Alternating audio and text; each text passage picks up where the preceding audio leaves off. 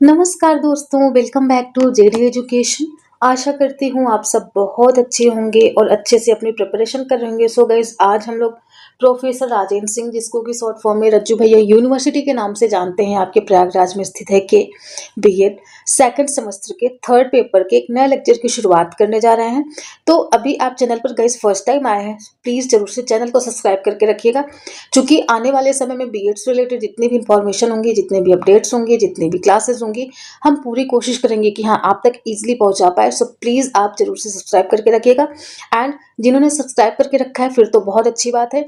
तो आपको जिस भी यूनिट को, जिस भी टॉपिक को या फिर जिस भी पेपर को कवर करना है, तो आप इजिली इसको इस हमारे चैनल पर विजिट करें एंड यहाँ पे सर्च करके आप उस क्लास को आप देख सकते हैं। एंड हमने अलग अलग सेपरेट प्लेलिस्ट भी बना करके रखी है, तो आपको जो भी पेपर चाहिए आप उसकी प्लेलिस्ट ओपन करके वहां से आप अपनी क्लासेस देख सकते हैं। बिल्कुल। तो आज का हमारा जो टॉपिक है, ये कॉन्सेप्ट्स ऑफ चाइल्डहुड है, मीन्स बाल्य अवस्था की अवधारणा। बट टॉपिक शुरू करने से पहले वांट टू से thank you all guys, because now you guys supporting too much. Thank you so much guys, thank you so much for your love, for your support. ऐसे ही हम लोग एक दूसरे का सपोर्ट करते रहेंगे और आगे बढ़ते रहेंगे। और आपको बिल्कुल भी परेशान होने की जरूरत नहीं, आपका रिजल्ट बहुत जल्द ही आउट हो जाएगा। तो आपको अच्छे से अभी से अपने इस एग्जाम सेकंड सेमेस्टर की प्रिपरेशन स्टार्ट कर देनी है, ताकि एग्जाम में आप अच्छा कर पाए। So best wishes for your result, God bless you all. तो आइए इसी के साथ हम लोग अपने लेक्चर की शुरुआत करते हैं।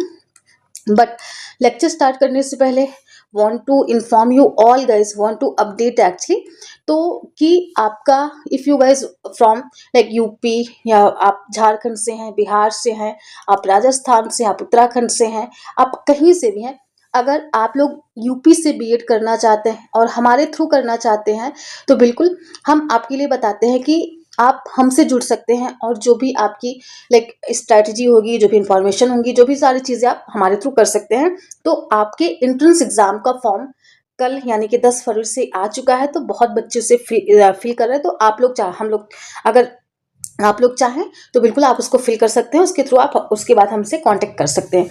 तो ये आपका गाइस टेलीग्राम चैनल है, आप इससे जुड़ना नहीं भूलिएगा, क्योंकि इस पे ही हम सारी अपडेट्स, सारी इन्फॉर्मेशन एंड ऑल सारी चीज़ें शेयर करते हैं। एंड और एक हेल्दी डिस्कशन के लिए, एक अच्छे कॉन्वर्सेशन के लिए या इन्फॉर्मेशन के लिए आप इस चैनल को, और साथ ही साथ अगर आप लोग आपस में बात करना चाहते हैं कुछ डिस्कशन, तो ये हमारा टेलीग्राम ग्रुप है, आप इसको भी ज्वाइन कर सकते हैं। इसी के साथ साथ आप हमारा व्हाट्सएप चैनल है बिल्कुल जेडी एजुकेशन के नाम से, तो आप हमारे चैनल को भी फॉलो कर सकते हैं। बहुत सारे लर्नर्स इससे जुड़ के इसका बेनिफिट ले रहे हैं, तो हम चाहते हैं कि आप भी इसका बेनिफिट लें।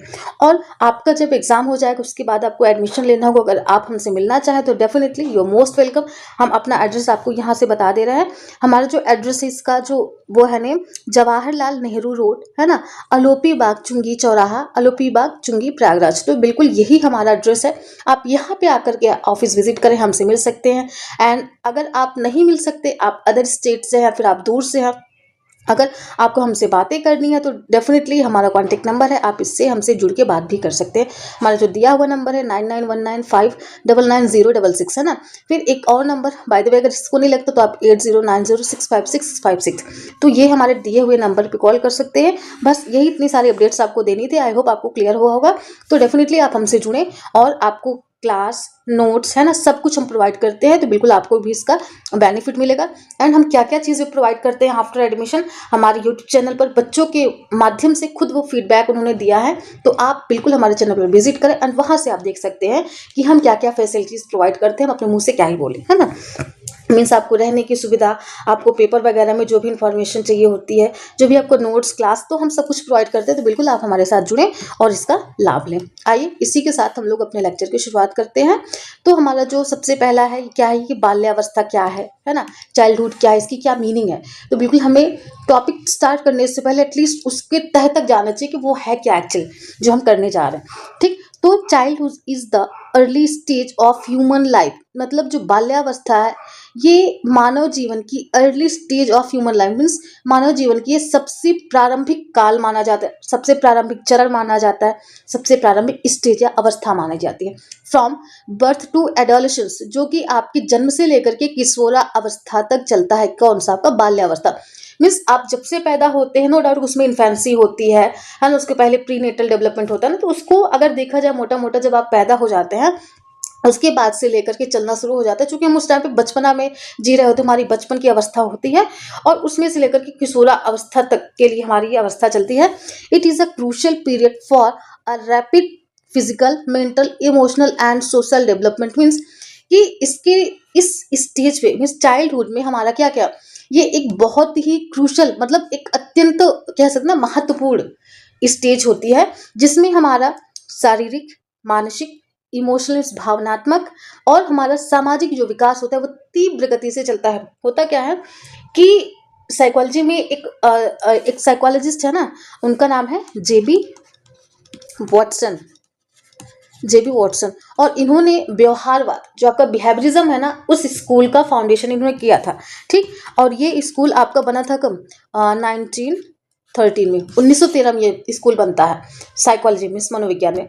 तो उन्होंने यही बोला था कि आप मुझे 1 दर्जन बच्चे दे दो, मीन्स आप मुझे 1 दर्जन बच्चे दे दो फिर और दे दो, तो मैं चाहूँगा शुरुआती के 5-6 सालों तक मैं 5-6-10 सालों तक मैं उनको जब तक अपने पास रखूँगा, मैं उनको क्या करूँगा, मैं उनको डॉक्टर भी बना सकता हूँ, मैं उनको इंजीनियर भी बना सकता हूँ, मैं उनको वकील बना सकता हूँ, मैं उनको चोर भी बना सकता हूँ, है ना, मैं उनको क्रिमिनल बना सकता हूँ। तो कहने का मतलब ये है, मैंने क्यों बोला कि आप बच्चों में जितना ज़्यादा चीज़ों को देंगे ना, जैसा इन्वायरमेंट रखेंगे बच्चे वैसा ही कॉपी करते हैं, उनकी जो कॉपी करने की कैपेसिटी होती है वो बहुत अच्छी होती है। तभी ना बच्चे अपने पेरेंट्स को देखते हैं कि हाँ वो ऐसा कर रहे हैं तो उनको क्या हो रहा है, वो खुश हो रहे हैं, तो हमें भी ऐसा व्यवहार करना चाहिए। या फिर हमारे सिबलिंग्स, हमारे बड़े भाई बहन अगर वो ऐसा कर रहे तो उससे उनको पनिशमेंट मिल रहा है, तो हमें ये काम नहीं करना है। उसके बाद अगर वो ऐसा करके उनको चॉकलेट मिल रही तो हमें भी ऐसा काम करना चाहिए, फिर हमारे पेरेंट्स हमें चॉकलेट देंगे। तो वही हमारा कहने का मतलब कि कॉपी करने की जो कैपेसिटी, जो इमिटेट करने की क्षमता होती है वो बहुत अच्छी होती है। इस वजह से ये बहुत ही क्रूशल टाइम पीरियड मतलब समय माना जाता है आपकी कौन सी बाल्या अवस्था। अब इसकी कुछ डेफिनेशंस हम उसको देख लेते हैं। सबसे पहला यूएन कन्वेंशन 1989 है ना, 1989, ये क्या कहता है एक बार हम लोग इस पे देखते हैं कि a child means every human being below the age of 18 years. मतलब 18 वर्ष से जो कम आयु के प्रत्येक व्यक्ति क्या होता है, वो बच्चा होता है। ठीक, तो इन्होंने यही बोला कि 18 वर्ष से जिन भी इंसान की आयु कम होती है वो बच्चा होता है, बस इतना सिंपल सा। फिर साइकोलॉजिकल व्यू, अगर हम मनोवैज्ञानिक व्यू पॉइंट से देखें तो इन्होंने मतलब साइकोलॉजी में कैसे देखते हैं कि childhood is a formative period when personality, habits and behaviour pattern और सेव्ड। मतलब कि जो चाइल्डहुड है, जो आपका बाल्यावस्था है ना, या एक ऐसी अवस्था है या एक ऐसा स्टेज है या एक ऐसा काल है, अब फॉर्मेटिव पीरियड मतलब बनता है व्हेन पर्सनालिटी, जैसे इसमें क्या क्या व्यक्तित्व और व्यवहार की नींव रखी जाती है, मतलब एक आकार दिया जाता है। हम इन फ्यूचर हमें कैसा बिहेव करना है, हमें कैसा अपने व्यक्तित्व को निखर के लोगों के सामने लाना है, तो ये बाल्यावस्था ही वह अवस्था होती है कि जो हम अपने आप को इतना दे पाते हैं, एक शेप दे पाते हैं। फिर हम लोग इसके नेचर में कैरेक्टरिस्टिक्स की बात करते हैं, मतलब इसकी विशेषताएं। तो सबसे पहला क्या है, रैपिड ग्रोथ है ना, तीव्र विकास होता है इसमें। Physical and mental growth is very fast, यहाँ पर शारीरिक और मानसिक विकास होता है, वो वृद्धि होती है, एक्चुअली वृद्धि और विकास दोनों होगा, तो वो बहुत ही तीव्र गति से होते हैं। फिर अगला क्यूरियोसिटी मीन्स जिज्ञासा, हम हर चीज़ों को देखें। आपने अगर आपके आसपास में आपके घर में बच्चे होंगे ना तो पूछते हैं हाँ पापा कैसे, हाँ मम्मी कैसे, अच्छा ये चीज़ ऐसे हुआ, अच्छा ये एप्पल है तो इसको क्यों खाना चाहिए, ये मीठा क्यों होता है, ये क्यों हेल्दी होता है, इसमें क्या क्या विटामिन पाए जाते हैं ना। तो बच्चे क्वेश्चन पे क्वेश्चन, क्वेश्चन पे क्वेश्चन करते जाते हैं, चूंकि वो जिज्ञासु, वो उस स्टेज का कमाल होता है कि वो इतनी ज़्यादा क्वेश्चंस करते हैं। तो children are naturally curious and eager to learn, मतलब वो बच्चे स्वभाव से जिज्ञासु होते, वो सीखना चाहते हैं, वो हर चीज़ों के लिए जिज्ञासु होते कि हाँ अगर ये चीज़ है तो ऐसा क्यों है, अगर ये डॉगी है तो ये क्यों भौंकता है, इसके पैर ऐसे क्यों है, इसके कान ऐसे क्यों है, इसकी पूंछ ऐसे क्यों है। तो ये सारे क्वेश्चन बच्चों के अंदर होता है। फिर वही एमिटेशन मीन्स अनुकरण। ठीक, इसमें क्या होता है कि they learn by copying elders and peers, वही ना कि वे अपने बड़ों का अनुकरण करके सीखते हैं। जैसे कि आप एक इथोलॉजी की थ्योरी है साइकोलॉजी में, फिर मैं वहां से एग्जांपल लेती हूँ कि उनके जो लाइक फाउंडर ना वो लॉरेंस कोलबर्ग है ना, लॉरेंस कोलबर्ग है, उन्होंने इस पर करा था, डकलिंग वाला जो एक्सपेरिमेंट करा था। वो बताते हैं कि जो डक होते हैं ना, उनके जो छोटे बेबी बॉर्न होते हैं, जिस टाइम से वो बॉर्न होते हैं तब से लेकर के 48 घंटों तक वो जिस भी मूवमेंट ऑब्जेक्ट को देखते हैं ना, उसी को अपनी मम्मी मान लेते हैं। तो उन्होंने अपना एक्सपेरिमेंट कुछ करा था कि कुछ डक थी, उन्होंने लाइक बेबी बॉर्न उनके हुए, फिर वो उस बच्चे को वो अपने पास रख लिए और अगले 48 घंटे तक वो उनको अब उनकी माँ से नहीं मिला है, वो खुद के पास उन्होंने रखा। तो उस टाइम पर लॉरेंस कोलबर्ग को ही उन्होंने क्या अपनी मम्मी मान लिया था। तो वो कहीं ना कहीं इमिटेट कर रहे थे।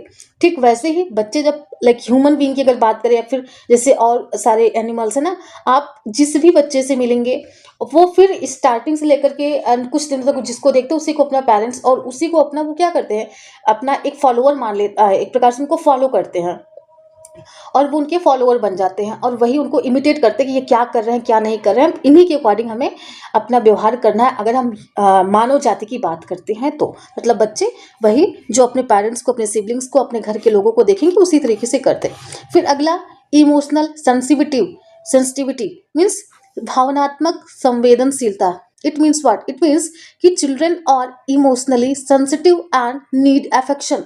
मतलब जो बच्चे होते हैं ना वो भावनात्मक रूप से क्या होते हैं, संवेदनशील। कि अगर आप जैसे छोटे बच्चे हैं वो चॉकलेट मांग रहे हैं, अगर आप उससे तेज आवाज में बात कर ले ना, उनकी आंखों में आंसू आ जाते हैं। या फिर अगर मम्मी कह दी कि हाँ तू मेरा बेटा नहीं है, तू मेरी बेटी नहीं है, तुम क्यों पैदा हुए, तो बच्चे रोने लगते हैं कि हाँ मेरी मम्मा तो मेरे को प्यार नहीं कर रही है। अच्छा, इसमें भी साइकोलॉजी में एक थियोरी है, वो पेरेंटिंग स्टाइल को लेकर के है ना, लेकिन मैं उसको यहाँ पे डिस्कस नहीं करने वाले। तो आप लोग बोलेंगे कि हाँ ये साइकोलॉजी का ही साथ, एक्चुअली गाइस ये साइकोलॉजी का ही टॉपिक है, तो इसलिए वजह से मेरे को सारी थियरीज याद आ रही हैं। बट फिर भी कि इमोशनली वो अटैच्ड होते हैं। जो आपकी एरिक इरिक्शन की थियोरी है, जिसमें टोटल उन्होंने 8 स्टेजेस बताई है ये, जिसमें सिमोसिस, डाउट, इन्फ्योरिटी, इन क्या कहते हैं और सारी स्टेजेस हैं। मुझे इनकी स्टेजेस याद नहीं हो पाती, पता नहीं मेरी क्या प्रॉब्लम है एरिक इरिक्शन की थियोरी के साथ। तो टोटल इन्होंने 8 स्टेज बताई ना, सिमोसिस, डाउट, कि अगर बच्चों को प्यार मिलता है वो भावनात्मक रूप से आपसे अटैच होंगे, अगर नहीं मिलता ना तो भावनात्मक रूप से अंदर ही अंदर वो बहुत टूट जाते हैं, ऐसा। तो बिल्कुल बच्चों में ये लाइक चाइल्डहुड का, ये भी चाइल्डहुड स्टेज में ये सारी लाइक संवेदनशीलता और बाकी ये सारी क्या कह सकते हैं कॉन्सेप्ट्स पाए जाते हैं। फिर अगला देखते हैं कि डेवलपमेंटल टास्क। अब इसमें हम लोग देखते हैं कि विकासात्मक कार्य इस दौरान क्या क्या होता है, क्या क्या नहीं होता है। सबसे पहला कि meaning of developmental task means विकासात्मक कार्य का अर्थ क्या होता है, हमें यह समझना चाहिए। आइए हम लोग एक नज़र इस पे डालते हैं। A developmental task is a task that arises at a certain stage of life which must be achieved for successful development. Means what?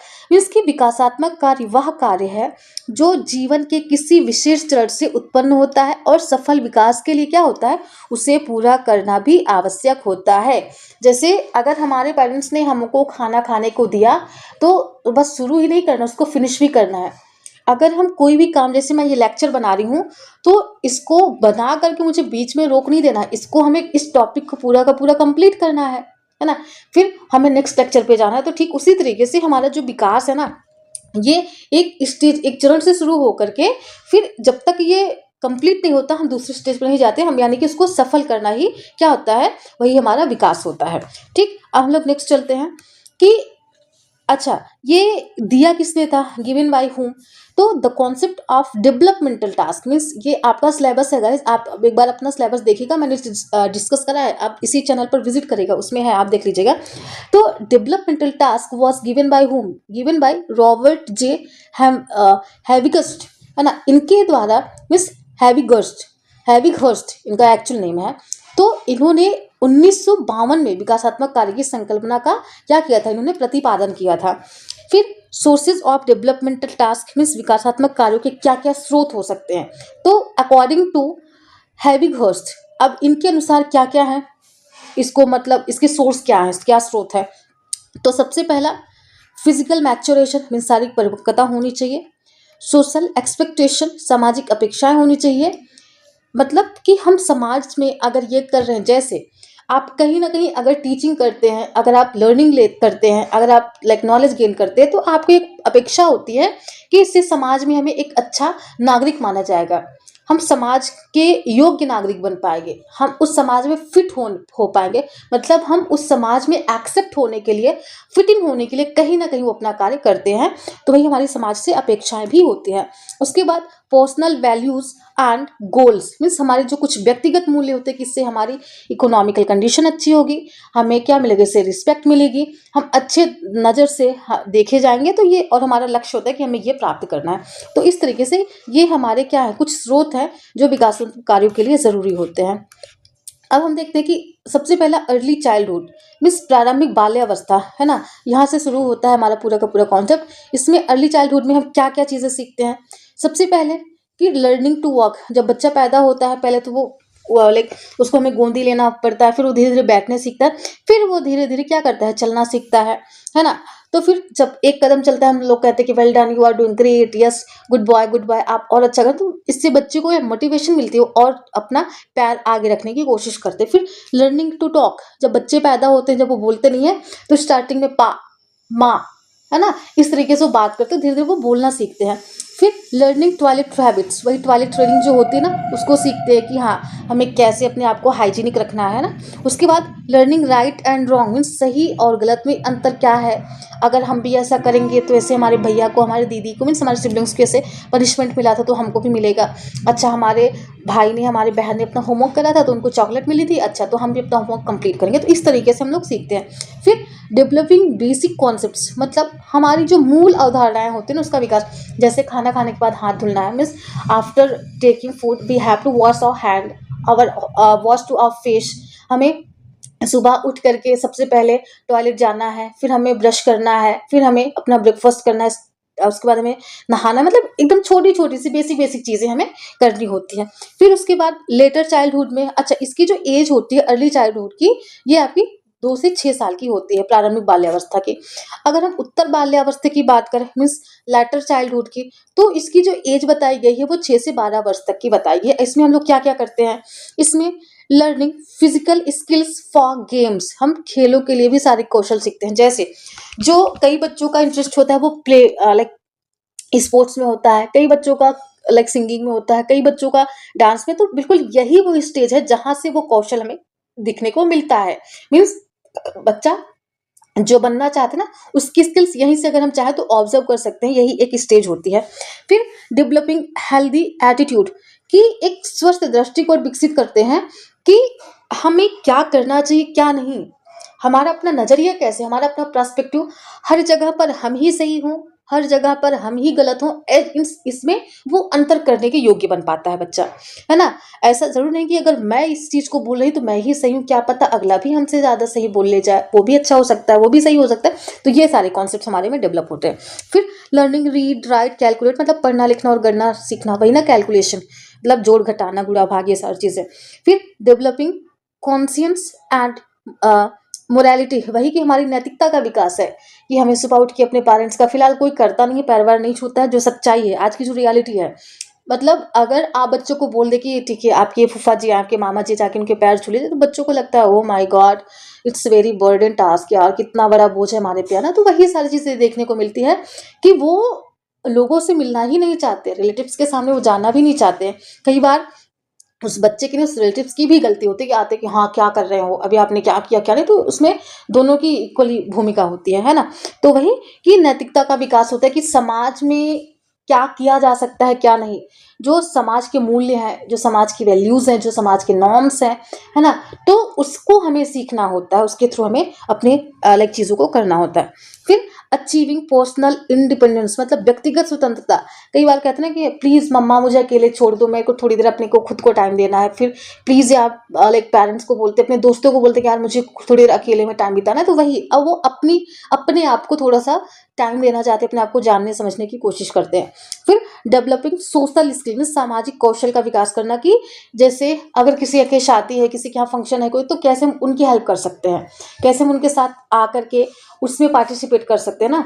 तो इस तरीके से हम लेटर चाइल्डहुड में मीन्स उत्तर बाल्यावस्था में देखते हैं, जो आपकी 6 से लेकर के 12 साल तक की उम्र होती है।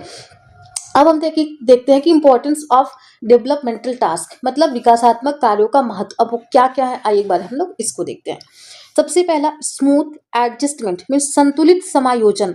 इसमें क्या क्या चीजें, होते हैं कि helps in proper adjustment in society, कि अगर हम किसी भी समाज का हिस्सा है, किसी भी ग्रुप का हिस्सा है, अगर जैसे कुछ वो काम करने को बोल रहे हैं कि हम झाड़ू नहीं लगाते घर पे, ठीक, फॉर एग्जाम्पल, लेकिन अगर आप एक ग्रुप में है, एक टीम में है, टीम वर्क आप कर रहे हैं, तो वहां पर अगर आपको झाड़ू लगाने की जरूरत होगी तो आपको लगाना पड़ेगा, आपको एडजस्ट करना पड़ेगा, है ना, इस तरीके से। फिर पर्सनैलिटी डेवलपमेंट, व्यक्तित्व का विकास विकास मीन्स कि build confidence and self identity, हम अपने आत्मविश्वास और अपने व्यक्तित्व का विकास करते हैं। Way of topping way of talking, way of behaving, way of expressing our self, way of laughing, way of like eating, taking foods वगैरह ना, कि ये सारी चीजें आती है, ये आपके लाइक ओवरऑल पर्सनैलिटी की बात करता है कि हम अपने आप को बिल्डअप कर पाते हैं। फिर फ्यूचर सक्सेस मीन्स भविष्य की सफलता के बारे में भी हम क्या करते हैं, सोचना शुरू कर देते हैं। Means completion leads to success in later stage, मतलब पूरा करने से आगे के चरणों में सफलता मिलती है। तो आज हमें क्या करना है, जैसे आज का होमवर्क है, आज हमें इसको कंप्लीट करना है, फिर जाकर के हम नेक्स्ट टास्क के लिए क्या कर पाएंगे, अपने आप को रेडी कर पाएंगे। तो हमें जितना आगे जाना होगा, हमें उतना ज़्यादा अपने सारे काम को क्या होगा, वो कंप्लीट करते करते फिर जाना होगा, तभी हम आगे बढ़ सकते हैं। तो ये इस तरीके का हमारा माइंडसेट होता है। फिर इसके कुछ एजुकेशनल इम्प्लीमेशंस भी हैं, इम्प्लीकेशंस हैं। अब वो क्या क्या है एक बार देखते हैं, कि teacher should understand child's development level, कि शिक्षक को बच्चे का विकास का स्तर जो ना उसको समझना चाहिए, कि कौन सा बच्चा किस स्तर पे है और उसे हमें किस तरीके से पढ़ाना चाहिए। ठीक, ऐसा नहीं कि वो बच्चा अभी उतनी मेच्योरिटी का उतना वो लेवल उसको नहीं पहुंच प्राप्त कर पाया है और हम उसको इतनी ज़्यादा लाइक शिक्षा को उसको इतनी ज़्यादा सब्जेक्ट्स या फिर करवा रहे। आज के स्कूल में देखा नहीं जाता कि जितने ज़्यादा बच्चे नहीं है, जितने सारे जितना उनका वेट नहीं, उससे ज़्यादा उनकी बैग और कॉपीज हो जाती हैं, है ना। आप रखिए, लेकिन एक लिमिट में रखिए। भाई वो बच्चे अपनी बैग नहीं उठा पाते, मैंने देखा है। तो वही चीज़ ना कि बच्चे का जो स्तर है ना, उसके स्तर के अकॉर्डिंग ही हमें सारी चीज़ें प्रोवाइड करनी चाहिए। फिर curriculum should be child centred, वही कि पाठ्यक्रम बाल केंद्रित होना चाहिए। अगर बच्चा A for apple, B for ball, C for cat, D for dog पढ़ने लायक है, तो उसको हम अपॉइंटमेंट, उसको हम कैजुअल या फिर उसको हम बाउंड्री, ये सब नहीं पढ़ाएंगे ना। तो बच्चे का लाइक जितनी क्षमता है, वो केंद्र में रहकर क्या क्या चीज़ों को सीख सकता है, बस वही हमें करवाना है, उससे कम या फिर उससे ज़्यादा नहीं करवाना है। जैसे एक बच्चा है वो लाइक मल्टीप्लिकेशन या फिर डिवीजन कर लेता है, तो उसको हम काउंटिंग ही सिखाएं, फिर तो उसकी स्तर कम हो जाएगा ना। तो बिल्कुल उसके लेवल में जा करके उसको केंद्र में रख करके हमें करवाना होगा। फिर प्रोवाइड इमोशनल सिक्योरिटी मीन्स भावनात्मक सुरक्षा प्रदान करनी चाहिए, कि हम इमोशनली बच्चे को कैसे सिक्योर बना सकते हैं, कि कहाँ पे अब किस जगह पर, किस स्थान पर, किन लोगों के बीच में आपको अपने इमोशंस रिप्रेजेंट करने होंगे। लाइक आप अपने पेरेंट्स के सामने तो हंस सकते हो तेज से, आप रो भी सकते हो, लेकिन ऐसे कि किसी स्ट्रेंजर के सामने आप जाकर के रोने लगोगे या फिर हंसने लगेंगे। तो वही कि हमें अपनी भावनात्मक सुरक्षा भी क्या होती है, वो प्रदान करनी चाहिए, मीन्स प्रदान होती है। फिर इनकरेज क्यूरियोसिटी एंड क्रिएटिविटी, कि यहाँ से जिज्ञासा एवं रचनात्मकता को बढ़ावा देना चाहिए। कि आप जैसे अगर ये लाइक एक प्रकार से एक मैं मग बनाती हूँ, ठीक ठीक, एक मग है ये, ठीक। अब इसके क्या क्या यूजेस हो सकते हैं, ठीक। अब इसमें कोई बच्चे बोलेंगे कि हाँ, इसमें हम लोग चाय पी सकते हैं, इसमें हम कॉफ़ी पी सकते हैं, इसमें हम पानी भी पी सकते हैं, इसमें हम दवा दवा के लिए पानी गर्म करके पी सकते हैं। फिर कई बार इससे क्या होगा, इसमें हम अपनी पेन पेंसिल भी रख सकते हैं। तो अगर लड़कियों की बात करें तो इसमें लड़कियां क्या बोलेंगी कि हाँ, इसमें हम लोग क्या अपना कुछ मेकअप का सामान और जो रिबन वगैरह बांधते हैं ना, वो भी रख सकते हैं। तो ये क्रिएटिविटी है कि आप पर्टिकुलर एक चीज से आप उसको क्या क्या चीज़ इसको यूज किस किन चीज़ों में यूज कर सकते हो, ठीक। तो इस तरीके से हमारे अंदर क्रिएटिविटी भी आनी चाहिए। फिर अगला इसमें देखते हैं कि childhood is the foundation of life, proper achievement of developmental task ensure balanced personality and successful adulthood. Means बाल्यावस्था जीवन की क्या होती है, एक आधारशिला। जैसे फॉर एग्जाम्पल, मैं ये एग्जाम्पल आप लोगों को अक्सर देती रहती हूँ, आप लोग भी सोचेंगे कि हाँ, ये एक एग्जाम्पल देते हैं, क्या करूँ, ये आपके लाइफ से रिलेटेड है, तो आप इसको ईजिली समझ पा रहे होंगे। तो जैसे एक आपको घर बनाना है, ठीक। तो आपको क्या करना है कि आपकी जो नींव है वो थोड़ी सी स्ट्रांग होनी चाहिए, तभी तो आपका एक अच्छा घर बन पाएगा ना। नहीं तो अगर आपकी नींव ही नहीं स्ट्रांग होगी तो फिर आपका घर कैसे बन पाएगा। तो वही कि हमें जो हमारा ये चाइल्डहुड है ना, वो यहाँ पे आता है, यहाँ पर तो अगर हम इसको मजबूत करेंगे तो डेफिनेटली हमारा जो एडोलेसेंट है, जो हमारा एडल्टहुड है, वो भी अच्छा जाएगा। ये एडोलेसेंस हो गया और ये आपका एडल्टहुड हो गया, है ना। तो इस तरीके से तो हमें सबसे ज़्यादा इसको मजबूत करना है। ये हमारे जीवन की आधारशिला होती है। फिर विकासात्मक कार्यों की सफल पूर्ति संतुलित व्यक्तित्व एवं सफल वयस्क जीवन का क्या करती है, एक निर्माण करती है। मतलब अगर हम विकासात्मक रूप से कार्यों में सफल होंगे, हम उसकी प्रतिपूर्ति कर पाएंगे। जैसे आपकी जो अब्राहम मास्लो की हायरार्की नीड थ्योरी है, वो कहते हैं ना कि आप स्टेज मतलब वन बाय वन ही आगे जा सकते हैं, किसी एक स्टेज को आप स्किप नहीं कर सकते। जैसे आपकी ये फिजिकल नीड हुई, तो आपको पहले इस नीड को फुलफिल करके तब आपको सिक्योरिटी एंड बिलोंगिंगनेस पे जाना है, सेफ एंड सिक्योरिटी पे। फिर आपको लव एंड बिलोंगिंगनेस पे जाना है। फिर आपको सेल्फ एक्चुअलाइजेशन, मतलब एक एक स्टेज पे ही आगे बढ़ेंगे। जैसे आपकी एरिक रिक्शन की जो 8 स्टेजेस बताई, उन्होंने भी बोला है कि आपको एक स्टेज पार करके ही आप सेकंड पे जाएंगे। अगर आप उसके स्किप करते हैं तो कहीं ना कहीं आप उसमें स्टक कर जाएंगे। तो वही कि एक सफल पूर्ति संतुलित क्या करती है, व्यक्तित्व एवं सफल व्यवसाय के जीवन का निर्माण करती है। कि अगर अपनी हम उन सारी आवश्यकताओं की पूर्ति कर पाएंगे और टाइम टू टाइम हम अपनी सारी जो हमारी ज़रूरतें होंगी, जो भी हमारे टास्क होंगे, हम उसको करेंगे तो डेफिनेटली इन फ्यूचर हम अच्छा कर पाएंगे। कुल मिलाकर के कहने का यही मतलब है गाइस। सो आई होप आपको लेक्चर समझ में आया होगा। एंड इस तरीके से हम लोग अपनी कॉन्टिन्यूस क्लासेस करते रहेंगे। बस आपकी रिस्पॉन्सिबिलिटी है क्या, कि आपको क्लासेस अपनी पूरी की पूरी देखनी है। Thanks for watching. आपको पूरा बिल्कुल, मुझे पता है आप सब लोग देखते हैं। और उसके बाद क्या करेंगे, उसके बाद हमें क्या करने नहीं भूलना है। Don't forget to what it's की आपको लाइक करना नहीं भूलना है, आपको कमेंट भी करना है। जिस किसको नीड उसको शेयर करिए। और आपको ये जो आपका बेल आइकन है ना, इसको तो आपको ज़रूर से प्रेस करना है, क्योंकि जितनी भी अपडेट्स होंगी, जितनी भी क्लासेस होंगी, वो सबसे पहले आप तक पहुंच पाए। So guys, it's all about for today and we will meet in next video. तब तक के लिए अपना ध्यान रखिएगा। Thank you so much guys. Lots of love, lots of care and God bless you all.